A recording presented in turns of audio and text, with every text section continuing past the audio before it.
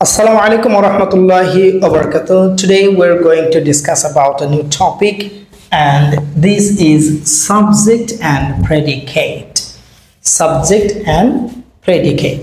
Syntax যে বিষয়টা বাক্য গঠনের যে প্রক্রিয়া আপনি যদি বুঝতে যান তাহলে আপনাকে প্রথমেই সাবজেক্ট এন্ড প্রেডিকেট বিষয়টা বুঝতে হবে। চলুন সাবজেক্ট কি?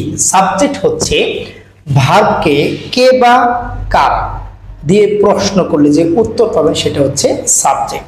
আমি যদি বলি আপনাদেরকে যে কি বলে যে ডক্টর ইউনূস সরকার দুর্নীতি দমন করার জন্য অনেকগুলো পদক্ষেপ গ্রহণ করেছে। এখন প্রশ্ন করেন তো পদক্ষেপ গ্রহণ করেছে কে গ্রহণ করেছে?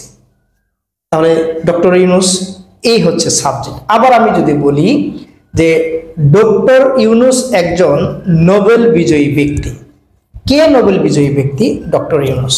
তাহলে এখন যদিও এই বাক্যে ডক্টর ইউনূসের কোনো কাজ নাই, কিন্তু ভালো ব্যক্তিটাকে এই তথ্যটুকু কার? ডক্টর ইউনূসের। সুতরাং বলা গেল যে একটা বাক্যে যদি সাবজেক্টের কাজ নাও থাকে তবুও সেটা সাবজেক্ট। কাজ থাকলে এজেন্ট হয়ে যাবে, কাজ না থাকলে শুধু সাবজেক্ট হয়ে যাবে। চলুন আমরা একটু বোঝার চেষ্টা করি। তাহলে সাবজেক্ট কি?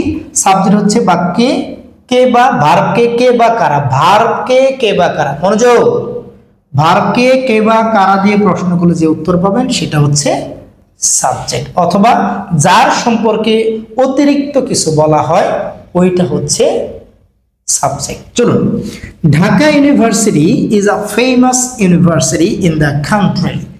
দেশে বিখ্যাত একটা বিশ্ববিদ্যালয় হলো ঢাকা বিশ্ববিদ্যালয়। প্রশ্ন করেন তো দেখি যে কে বিখ্যাত বিশ্ববিদ্যালয়?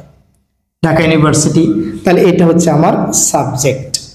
এখন is a famous university in the country, is a famous university in the country, এই অতিরিক্ত তথ্যটা কার?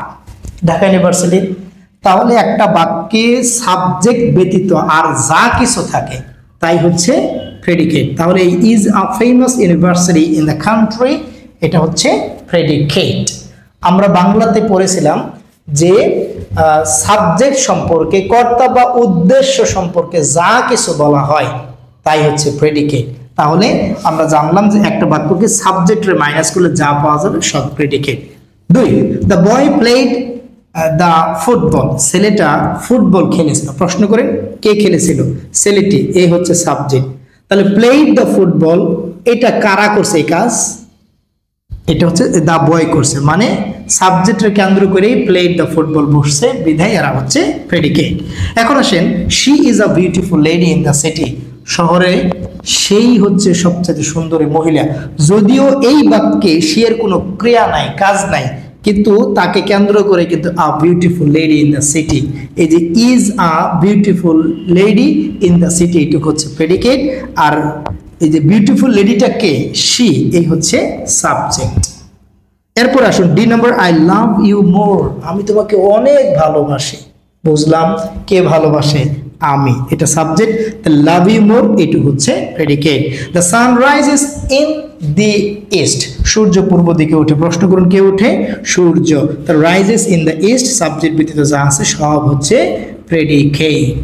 তাহলে আমরা জানলাম যে সাবজেক্ট হচ্ছে বাক্যের ভার্বকে কে বা কারাতে প্রশ্ন করলে যে উত্তর পাবেন সেটা সাবজেক্ট।